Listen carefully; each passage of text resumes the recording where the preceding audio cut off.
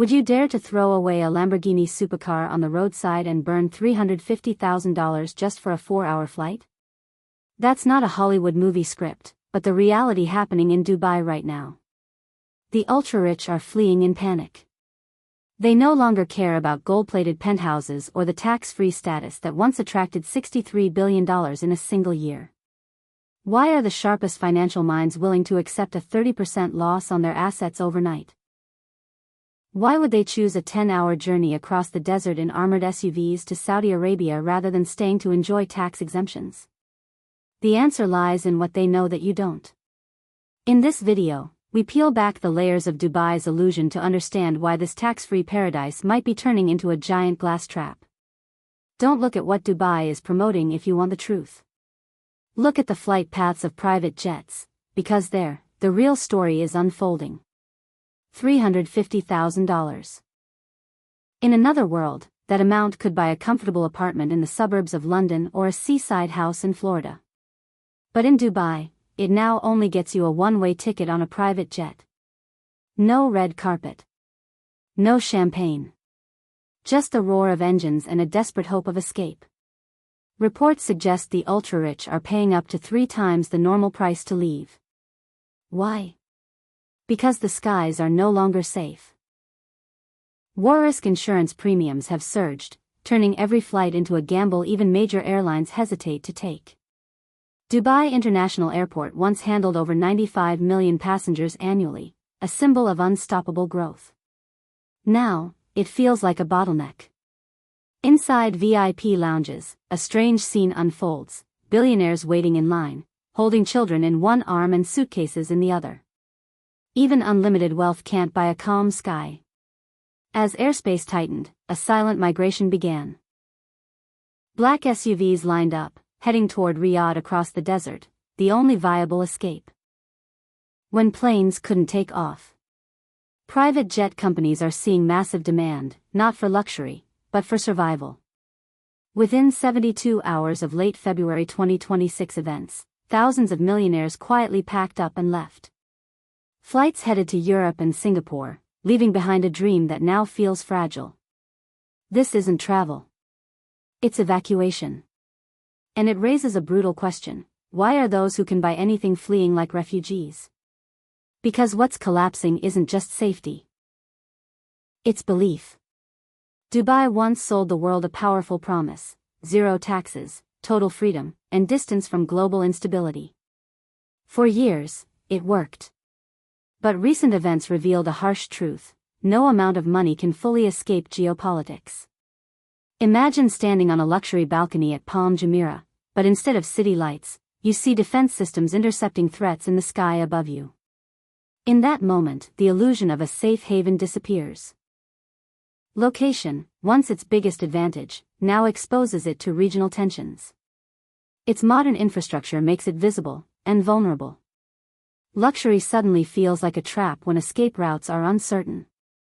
The ultra-rich understand something critical: safety here was never permanent. It was temporary, a subscription. And now, they're canceling it. When trust collapses, gold becomes just metal. Skyscrapers become empty shells. Real estate projects are stalling. Capital is flowing out. Confidence, built over decades, is cracking in days. That $63 billion Dubai attracted from nearly 10,000 millionaires wasn't long-term investment, it was hot money. It didn't build industries. It didn't create deep value. It sat in luxury apartments and bank accounts, ready to move at any moment. And now, it's moving. Property prices are falling. Luxury homes are being discounted heavily, yet buyers are disappearing. Because the original purpose wasn't living, it was asset parking. And when safety disappears, those assets become liabilities. As wealthy residents leave, the luxury economy begins to weaken. Analysts warn prices could fall further as supply rises and demand vanishes. Projects risk becoming monuments to overconfidence. Meanwhile, billions are being quietly shifted into gold and digital assets, things that can move quickly across borders. Because when instability rises, mobility becomes more valuable than luxury. Dubai's biggest selling point, zero tax, now comes with a hidden cost, physical presence requirements. In peaceful times, it's a lifestyle perk. In crisis, it becomes a cage. Many are realizing saving taxes isn't worth being trapped in a volatile region. Golden visas don't guarantee protection. In emergencies, citizenship matters more than residency. Evacuation priorities expose a harsh hierarchy. Those with powerful passports leave first. Others wait. And liquidity is tightening. Real estate can't be moved. Large transfers face restrictions. Sanction risks create uncertainty. So the wealthy are leaving, choosing places like Singapore or London. Higher taxes, yes, but stronger legal systems and greater stability. Because in the end, safety beats savings. As Dubai trembles, Riyadh is rising. Saudi Arabia is positioning itself as more than a luxury hub, aiming for industry, technology, and long-term stability. Its airports remain functional. Its infrastructure steady. It's becoming a gateway for capital fleeing Dubai. At the same time, Singapore is attracting wealth with distance from conflict and strong rule of law. Tokyo is emerging as another stable destination. Money has no loyalty. It moves where survival is most likely. Every private jet leaving isn't just a departure, it's a signal. Dubai now faces competition from both rising regional powers and established global financial centers. This is a turning point. Because prosperity built only on image cannot survive fear. In Dubai, status was once defined by visible wealth, cars, villas, lifestyle. But in crisis, true power fits in your pocket, a passport. Evacuation privileges highlight inequality. While the rich escape, many others remain with no options. Private jets take off. Workers watch from below. This contrast reveals the deeper reality of a system built on imbalance. Interestingly, not everyone is leaving. Some local elites remain, their identity tied to the land.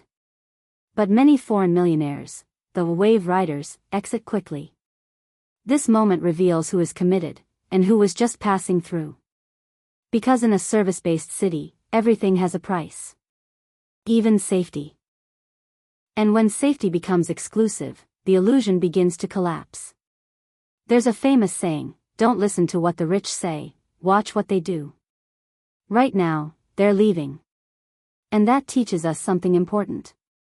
Diversification isn't just financial, it's geographical and legal. True security means not depending on one country, one system, or one passport. The world is shifting. And in this new era, safety is the ultimate luxury. Dubai may recover. The lights may return. But trust, once broken, takes far longer to rebuild. Because in the end, the winners aren't those with the most wealth. They're the ones who know when to walk away.